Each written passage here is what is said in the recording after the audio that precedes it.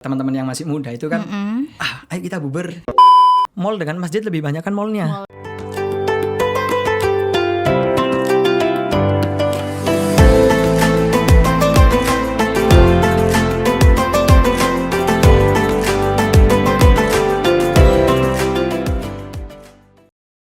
Assalamualaikum warahmatullahi wabarakatuh. Halo, apa kabar sahabat kampus? Semoga kondisinya baik, kemudian masih semangat dalam menjalankan ibadah puasa ya.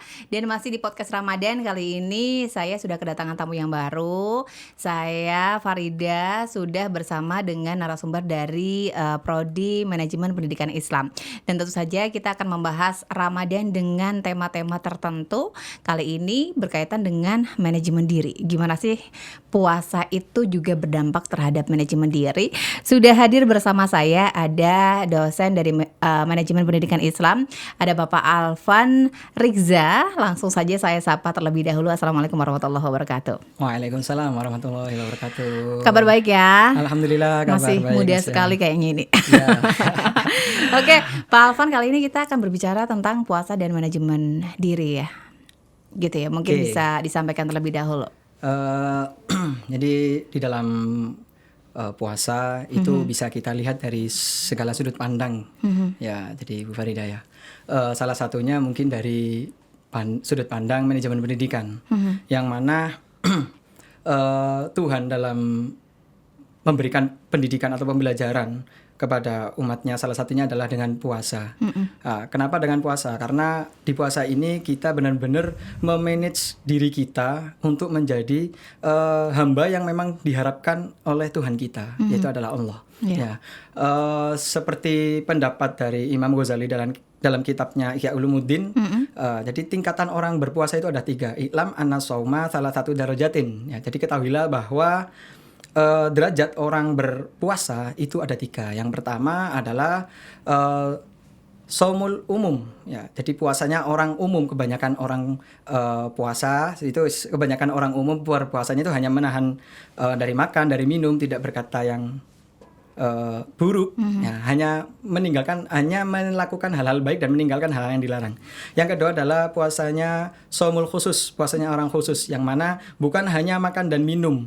Tetapi juga memahami kenapa saya harus berpuasa, apa makna dari berpuasa ini, pelajaran apa yang saya dapatkan dari berpuasa ini. Kemudian yang ketiga adalah shaumul khususil khusus. Jadi puasanya orang khususnya khusus. Jadi lebih dalam lagi. Jadi setelah kita berpuasa, apa sih pelajaran yang kita ambil? Apakah kita tetap seperti hamba yang kemarin, yang tadi sebelum berpuasa, atau mungkin ada pelajaran yang bisa kita ambil dari berpuasa kita? Ya, jadi di dalam berpuasa ini benar-benar Tuhan itu memberi pelajaran kepada kita sebagai hambanya. Manage-lah dirimu. Jadi kalau bisa, sebisa-bisanya, semaksimal mungkin jadi puasanya orang khususnya khusus. Tapi balik lagi, memang puasa itu banyak cobaannya. Ya, dalam berpuasa kita mulai pagi sampai sore menahan nafsu, tidak makan, tidak minum. Ternyata ketika mau berbuka, wah, semua makanan enak di depan kita. Wah, seolah-olah kayak semuanya kita makan. Padahal kan ketika takjil, satu kolak sudah cukup, sudah kenyang banget ya gitu. Nah, jadi kalau puasanya orang khusus itu yang disuruh oleh Rasulullah itu kan menyegarakan iftar atau takjilnya, bukan berbukanya, tapi takjil. Jadi takjil kan hanya membatalkan puasa. Benar. Hanya sedikit saja. Kenapa? Biar sholat maghribnya masih semangat. Terus kemudian juga biar sholat rawehnya itu nggak ngantuk. Kalau kita terlalu makan banyak. Nah, dan kenapa juga kok sunahnya itu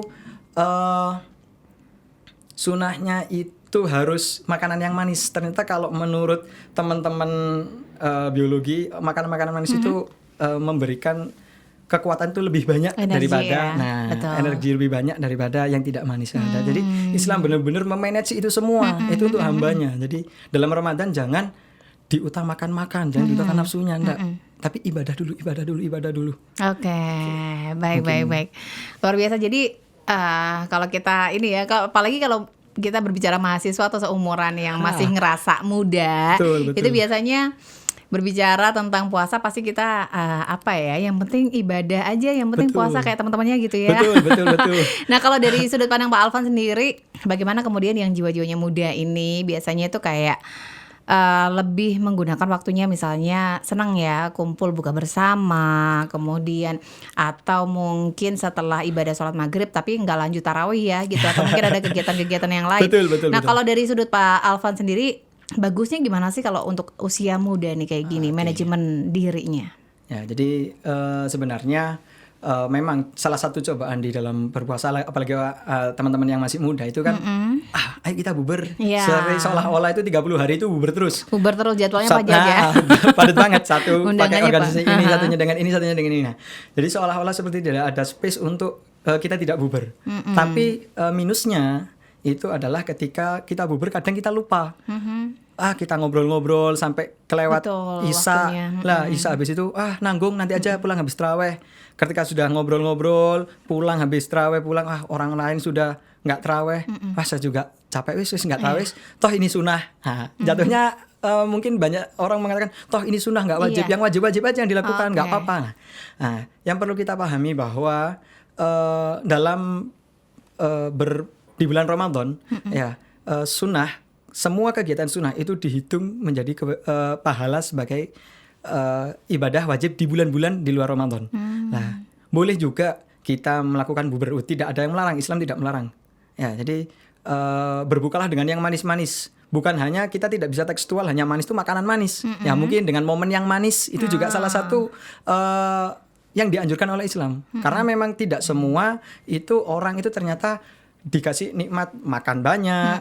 Nah, tapi kan setidaknya ketika dengan bubar, dengan kumpul dengan keluarga, dengan teman, itu ternyata momen manis. Itu adalah salah satu yang bisa kita ambil, bahwa berbukalah dengan yang manis-manis. Lah, tetapi juga perlu kita ketahui bahwa Ramadan itu hanya 1 tahun, hanya 1 kali. Dan belum tentu tahun depan kita menemui Ramadan lagi. Iya. Karena banyak banget kan orang meninggal itu tidak harus Iya. orang tua. Orang muda juga boleh kan meninggal ketika usia muda juga boleh. Jadi mumpung masih Ramadan, kita masih mengalami, kita masih mendapati tahun ini kita melakukan Ramadan. Ayo kita maksimalkan. Kita tarawih itu mungkin tidak ada 1 jam. Mungkin Iya. setengah 8 sampai jam 8 selesai. Ya. Toh Tergantung juga imamnya ya. Iya, betul. Disuruh cepat-cepat juga nggak boleh, disuruh lama juga nggak Lama boleh. juga nggak boleh, Ya, benar. jadi khofif makmumukah. Jadi lihat makmumu. Ya, kalau makmumnya memang itu orang tua-tua, ya jangan terlalu lama, Iya, kasihan. iya. Ya, kalau orang yang muda-muda ya juga jangan terlalu cepet-cepet Iya, juga. benar. Jadi kita mending yang santai-santai saja. Nah, toh nanti jam 8, habis jam 8 kita beraktivitas lagi, monggo. Nggak apa-apa. Kalau ada pengen pahala lagi, ya kita baca Quran lagi lah. Mungkin setengah jam lagi. Nah, 8:30 terus kita nongkrong sampai jam 10 sampai jam 11. Lu nggak apa-apa ya. banget. Bahkan biasanya sampai jam 2 sekalian Betul, sekalian ini sahur. bangunin ya. Ya. Oke, nah kalau begini Pak, misalnya kan tadi sudah tingkatannya ada 3 nih katakan ya, Iya. umum, Khususnya khusus gitu ya. Nah ini ada kaitannya nggak dengan misalnya puasa di 10 hari pertama, 10 hari kedua, 10 hari ketiga? Ini kan juga tantangannya berbeda ya. Berbeda. Kalau dari sudut pandang Pak Alvan gimana Pak? 10 hari pertama itu Allah menurunkan rahmatnya. 10 hari kedua maghfirahnya, 10 hari ketiga itu apanya itu saya lupa. Memang, dan ada kaitannya. Jadi kenapa kok seperti itu? Karena ternyata manajemen itu kan ketika kita belajar manajemen, ternyata suatu instansi ketika ingin instansinya berhasil, manage-nya itu nggak boleh hanya waktu-waktu tertentu. Ternyata harus konsisten mulai awal sampai akhir. Nah, ketika kita puasa, kadang ketika awal-awal seneng banget. Semangat wah puasa. Hari kita disambut, benar-benar kita menyambut Ramadan. Ketika sudah tengah-tengah dapat 10 hari kedua itu sudah mulai Lemas sudah mulai lemas lah, mulai dikurangi. Berangkatnya agak Betul. di belakang gitu nah, ya. subuh biasanya tepat waktu jadi agak-agak Mundur siang lagi. dikit. Nah, gitu. Kemudian 10 hari terakhir kenapa kok ternyata banyak banget? Banyak kosongnya. Karena kita sudah memberikan waktu kita, ntar lagi lebaran, sudah bingung lagi. Fokus kita sudah bukan ke Tuhan lagi. Fokus baju lebaran, nanti aku mau mudiknya kapan, gini. Nah, akhirnya ketika 10 hari terakhir, mall dengan masjid lebih banyak kan mallnya. Mallnya, betul. Lah, karena sudah mempersiapkan itu. Apakah Tuhan melarang juga? Tidak. Cuman ya perlu balik lagi, perlu kita manage. Balik lagi perlu kita manage. Ya, jadi ketika 10 hari terakhir itu kenapa benar-benar lebih banyak pahalanya daripada 10 hari pertama, 10 hari kedua, ya karena memang tantangan di 10 hari terakhir itu Lebih lebih berat. berat daripada tantangan yang sebelum-sebelumnya. Oke. Mungkin jadi benar-benar kita harus konsisten, dan ini manajemen diri lagi. Balik lagi, ini benar-benar kita ingin memanajemen diri kita biar dapatlah Lailatul Qadar. Mungkin finishnya di Ya, Lailatul Qadar akhirnya. ya. Finishnya di Lailatul Qadar, biar setidaknya kita dapat Lailatul Qadar. Kembali lagi, proses terakhir dari manajemen itu adalah evaluasi. Kita akan mengevaluasi gimana Ramadan saya selama tahun ini, apakah baik apa enggak. Ketika memang dirasa kurang baik, semoga kita berdoa tahun depan kita ketemuan lagi, terus kita lebih baikkan lagi. Nah, mungkin itu benar-benar memberikan Ramadan itu salah satu cara Tuhan benar-benar memanajemen diri kita. Tergantung kita sendiri lagi. Ya, tadi ya yang dikatakan Pak Alvan bahwa kesuksesan dalam sebuah manajemen itu juga konsistensi. Betul. Nah, dalam 30 hari kita menjalankan ibadah puasa ini, kayaknya memang perlu kita latih untuk lebih konsisten ya, untuk mencapai kesuksesan dalam Ramadan ini. Betul, gitu ya. betul, Oke, setuju. baik, luar biasa memang berbicara tentang manajemen. Jadi kalau kita berbicara puasa ini ya memang berbicara juga tentang manajemen diri, karena kita bangunnya jadi lebih teratur. Betul. Kegiatannya seharian juga akan lebih teratur gitu ya Pak. Betul. Ada hal-hal lain yang tidak kita lakukan di bulan-bulan selain Ramadan. Nah, mungkin boleh sebagai penutupnya bisa disampaikan mungkin anak muda gitu ya Pak ya. Kalau Pak Alvan ini kelihatannya masih muda tapi sudah bisa menjadi seorang dosen dan lain sebagainya. Untuk anak-anak atau Gen Z yang lagi nonton di Maliki Podcast, ada tips dan trik untuk bisa menjalankan ibadah puasa di usia muda biar tidak habis untuk sosial media nih. Biasanya kan lagi lebih suka rebahan ya. Jadi waktunya sholat, lanjut lagi rebahan. Oke. Bagaimana memanajemen Ya. diri di waktu usia muda? Oke. Mungkin sedikit tips dari saya bagaimana memanajemen diri di usia muda, yaitu adalah kita harus bisa bermuhasabah diri, kita harus bisa melihat contoh orang-orang terdahulu. Tidak semua orang muda itu dikasih kesempatan oleh Allah untuk bertemu dengan Ramadan. Nah, maka dari itu mumpung kita yang masih muda-muda ini dipertemukan oleh Allah dengan Ramadan, tamu agung yang mana mungkin salah satu yang bisa menyelamatkan kita nanti selain Rasulullah, memang walaupun Rasulullah itu syafaatnya paling besar, salah satunya itu dengan puasa. Ini adalah yang bisa menyelamatkan kita. Ya. Karena nanti finish kita bukan hanya di dunia, tetapi nanti finish kita di akhirat.